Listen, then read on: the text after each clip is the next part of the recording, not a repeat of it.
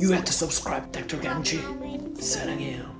자, 안녕하세요. 닥터감치입니다. 코로나 바이러스 관련해서 최근 가장 이목을 집중했던 뉴스는 바로 럼프 형이 코로나 바이러스에 감염됐다는 거죠. 마스크를 그렇게 안 쓰고 다니시더니 결국 걸리셨네요. 어쨌든 예전에 럼프 형은 코로나 바이러스 때문에 걱정이 좀 있었나 봐요. 예전에도 뭐 클로로킨을 예방적으로 막 복용하고 그랬죠. 럼프 형이 코로나 바이러스 공격을 받고 이제 마스크를 좀 쓰기 시작합니다. 물론 확진자니까 쓰는 건 당연한 거고요.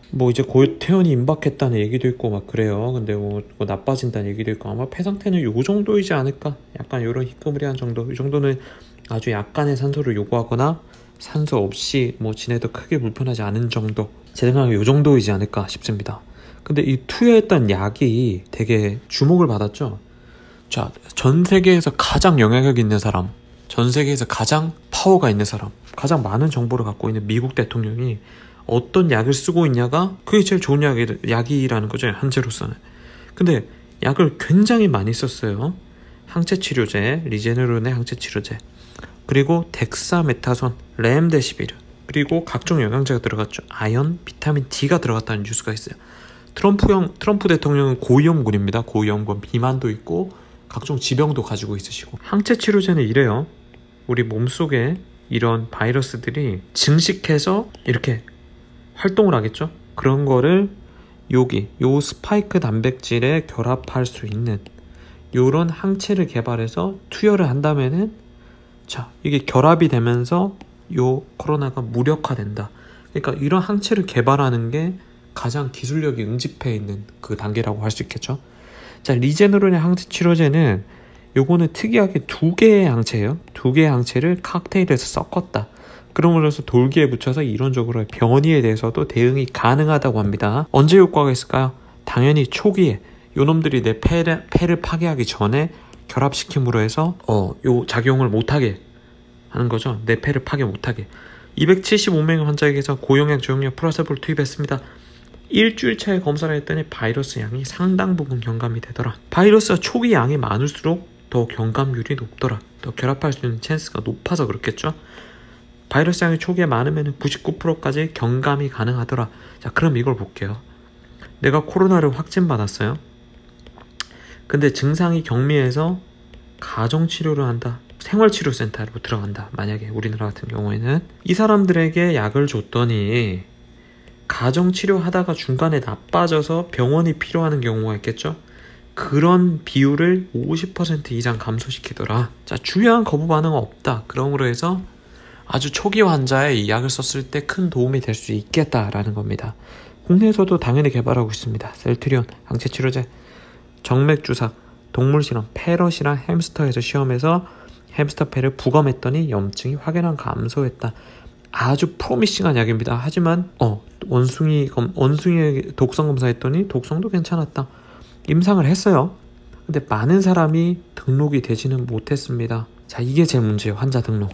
이게 제일 문제인데, 어쨌든 일상에서 경증 환자를 연구했습니다. 18명 중화 능력을 자료 확보했고, 특별히 주요한 부작용이 없었고 경미한 부작용만 살짝 있었다. 자, 앞으로 연구는 이렇게 될 겁니다. 자, 어떻게 초기의 경증 환자, 당연히 이런 사람들에게 미리 빨리 투여해서 중증이나 중등증 이상으로 넘어가는 걸 억제하기 위해서 사용하려고 하겠죠. 자, 이런 사람을 1차 타겟으로 쓸 거고, 그 다음에 중증에서도 아마 연구가 될 겁니다. 중증.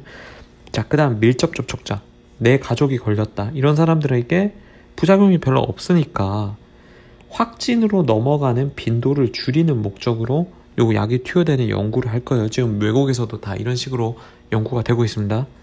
근데 아마 쉽지 않을 거예요. 이게 문제가 여러 개가 있는데, 자, 환자가 만약에 병원에 왔어요. 지금 상당히 일찍 태어나죠. 10일 정도에 태어나는 경우도 있고, 생활치료센터는 수일 있다가 태어나는 경우도 많아요.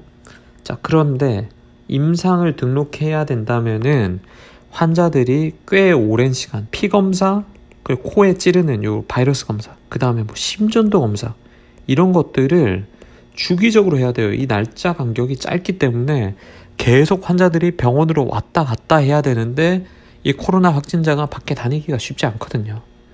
아무리 격리 해제를 받더라 한들 요 다니는 게 아주 귀찮고 쉽지가 않다는 거죠. 보상이 좀 확실하면은 모르겠지만은 어쨌든 요런 문제가 있어서 국내 임상이 지금 거의 돌입하려고 하고 있는데 잘 진행 속도가 아주 더딘 것 같아요. 만약 여러분 경우에 어떠세요? 만약 경증이에요 여러분이. 자, 보통 대부분 20, 30대 40대 거의 다 낫죠. 이 항체 치료제를 굳이 맞아야 되나라는 생각을 하게 될 겁니다. 그런데 자, 트럼프 형도 이 계통의 약을 맞았다. 상대적으로 대통령도 맞는데 나도 한번 맞아보자. 대통령도 임상 시험 중인 약을 맞았다. 그럼 나도 맞아보자. 이 럼프 형이 아주 큰 기여를 한 것 같아요. 이걸 계기로 아마 환자 등록이 좀 더 쉬워지지 않을까라는 생각합니다.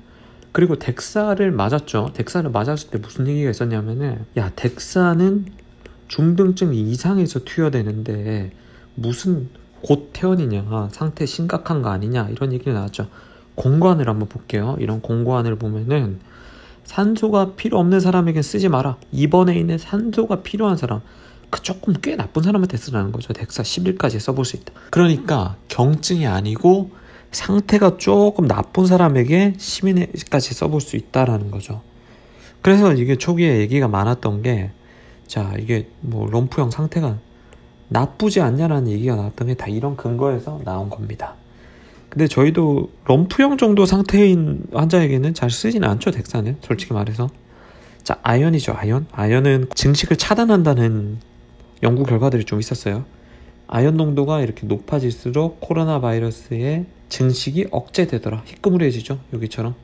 자, 이런 연구들이 있어서 아연을 영양제처럼 먹으라고 권장했죠. 근데 럼프형이 또 그걸 먹네요. 제 예전 영상에도 이게 아연의 중요성에 대해서 좀 다룬 적이 있었는데 럼프형이 또 이걸 드셨네요. 근데 굳이 이거는 영양제 사서 먹을 필요 없어요. 뭐 견과류나 굴 같은데, 초콜릿 같은 데도 많이 들어있기 때문이죠. 세포 면역 세포의 활동에 필수적이고 세포 내에서 바이러스 증식을 억제한다. 그리고 비타민 D도 드셨대요. 요것도 제 영상에서 중요한 게 한번 다룬 적이 있었죠. 요 면역 세포를 조절하는데 아주 중요한 역할을 하고, 특히 우리나라에서는 결핍되는 빈도가 꽤나 높아요. 근데 주사까지 맞을 필요 있나? 없다. 저용량을 먹어도 괜찮다. 이거는 좀 먹을만 합니다. 왜냐면 부족한 빈도가 꽤 높기 때문에 아무래도 영양제로 보충해 주는 게 좋죠. 자, 렘데시비르까지 맞으셨대요. 렘데시비르는 바이러스가 들어가면 막 자라서 증식해요. 이렇게 뿅뿅뿅 증식하는데 이 증식하는 거를 억제해 주는 역할. 당연히 이것도 초기에는 좋겠죠. 증상이 호전되는 시간은 아주 앞당겨주는 역할을 하죠. 그런데 NIH 공고안에서는 경증이나 중등증 환자에서는 데이터가 충분치 않다고 했어요. 근데 럼프형은 떴어요. 역시 대통령은 다르네요. 역시 일반 좀 중환자들한테 쓰는데 트럼프 대통령 초기에 빨리 투여했던 것 같습니다. 이런 약들 좀 과하지 않나 싶게 약을 투여했는데 어쨌든 좀 좋아지셨어요. 럼프형은 할 거 다 했다. 자, 이제 치료제의 미래가 나오죠. 자, 말라리아 약 썼나요? 안 썼나요? 안 썼습니다. 자, 각종 영양제에는 어떤 걸 썼을까요? 자, 영양제, 아연, 비타민 D. 역시 써서 나쁠 게 전혀 없는, 보충해줘서 나쁠 게 전혀 없는 그런 영양제들을 사용했어요. 세 번째, 못 썼나요? 항체 치료제. 이게 미래입니다, 미래. 자, 큰 부작용도 없는 걸로 나오고 있고, 미국이 굉장히 빠르네요. 국내에서도 빨리 환자를 모아야 되는데 이게 1000명 가까이 모아야 되거든요. 1000명에서 2000명 정도는 모아야 되는데 환자 등록이 쉽지가 않아요. 지금 1일 발생 환자도 적고 요 중에서 등록할 수 있는 환자, 등록할 수 있는 여건이 되는 환자가 좀 적어요. 그래서 국내 임상은 이거 좀 앞으로 힘들지 않을까 싶어요. 앞으로 힘들지 않나. 이게 여러 가지 문제 봉착해 있지만은 빨리 뭐 영국이나 이런 데서 임상하는 게 좀 더 빠르지 않나, 뭐 제 생각을 하고 있습니다.